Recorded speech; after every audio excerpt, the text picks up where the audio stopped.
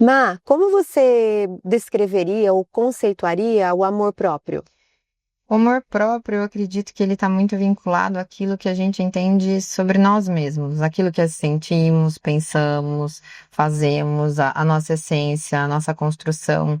Mas ele tem uma grande complexidade que é se basear no outro. Muitas vezes a gente acaba esperando e construindo o amor próprio baseado no que o outro diz sobre nós, no que o outro pensa sobre nós, como o outro vai dizendo que deve ser ou não deve ser.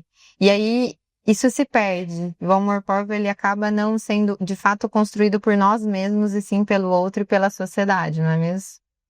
É verdade, até naquele livro A Morte é um Dia que Vale a Pena Viver, a Ana Cláudia Quintana Arantes, ela fala que aí a gente vive esperando do outro, né? Como a gente vive como o outro nos vê, como o outro nos enxerga como o outro, e aí quando chega a hora do outro partir, a gente não consegue, porque quem eu sou agora, né? A gente não deixa o outro partir e morrer, porque como que eu vou ficar agora? Eu não consigo olhar para mim, né? Eu não consigo viver com isso que agora o outro me dava e não vai me dar mais, né? Por isso que próprio é a gente conseguir enxergar. Tanto que na terapia a gente observa que esse tema que vocês, da forma como vocês estão trazendo, é realmente um fundamento terapêutico. Quase sempre, se não sempre, a gente vai passar por isso. No processo de análise, no processo terapêutico do desenvolvimento, é comum a gente observar as pessoas trazendo, nós trazendo, demandas que estão fora. Ah, mas é o meu marido que é assim, é o governo que é assado, foi o meu pai que fez, a minha mãe que não deixou. Então é como se a gente estivesse falando, o outro tem muito poder sobre a minha vida. E também tem uma mensagem subliminar que a gente acredita que é eu sou um produto disso tudo. Não que isso tudo não tenha me influenciado, claro que influencia, a gente faz as trocas. Mas é na terapia que a gente percebe que a gente tem sim o poder de puxar as rédeas da própria vida e o poder de se ressignificar, se revisitar e se reconstruir. E passa pelo início da autoimagem, né, do alto valor, da gente descobrir quem a gente é de verdade, quem a gente não quer mais ser, quem a gente quer vir a ser, e aí sim a gente começa a dar os primeiros passinhos para o processo se desenvolver, não é? Pelo processo de autoconhecimento, né? Quando a gente fala autoconhecimento, sou eu, auto eu, mas a gente vive esperando dos outros, né? E a gente vê na terapia, as pessoas chegam falando de um monte de coisa, de tudo ao nosso redor, e aí acaba em mim, né, no eu. Não que as outras coisas não nos influenciem, mas é essa tomada, o conhecimento do eu, né, a consciência do eu. E olha que curioso, na sexualidade, que é um dos âmbitos a gente falando aqui como mulheres, mais difíceis da mulher colocar o amor próprio que é dela. Porque a gente vive na expectativa do que o outro deseja, do que o outro gosta, do que o outro quer, esse outro muitas vezes um homem, um parceiro, né?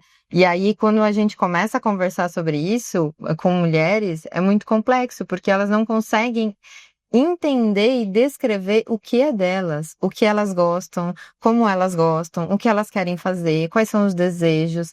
Elas não construíram, porque a sociedade não permitiu que elas construíssem isso internamente, e a partir daí elas não têm essa construção individual. O que é meu? O que é meu que é do outro? Até onde, né? Que é isso que você está comentando.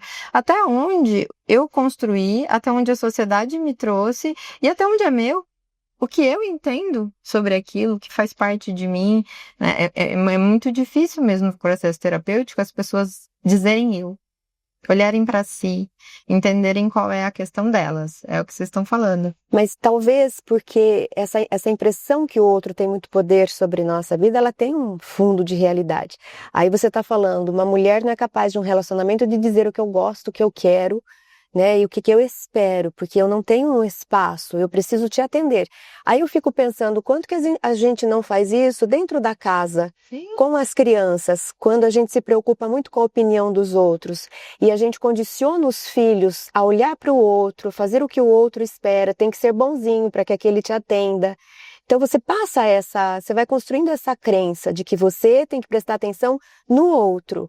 O que vão dizer, né, a criança boazinha se comporta assim, e aí a gente constrói o que precisa para viver em sociedade. É interessante a gente desenvolver nos filhos o olhar o outro, Sim. porque talvez até isso hoje em dia a gente está começando a perceber que falta.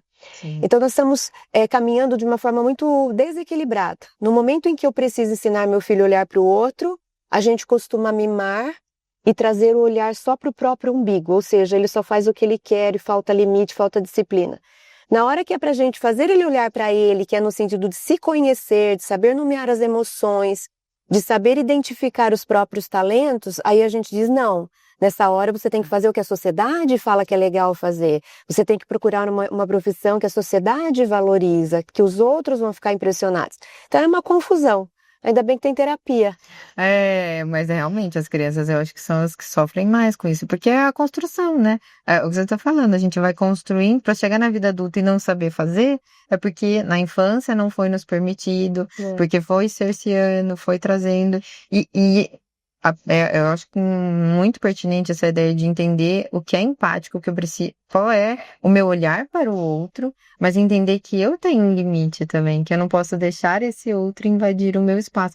E isso é muito complexo mesmo, assim, pra gente entender e pra gente construir, são anos, não? Eu acredito que a vida seja esse equilíbrio, então, porque eu tenho que olhar para mim, pensar em mim como indivíduo, ter a minha posição e eu estou no mundo e é respeitar o mundo, né? Porque eu estou recebendo as coisas do mundo o tempo todo na minha vida. Então é a gente aprender a ser indivíduo nesse mundo coletivo, né? Esse é o nosso grande desafio. Ângela, para a gente encerrar, como é aquela frase do humanismo que você costuma falar sobre o si mesmo? Eu sempre falo de Rogers, que ele dizia assim, curioso paradoxo, quando eu me aceito como eu sou, então eu mudo.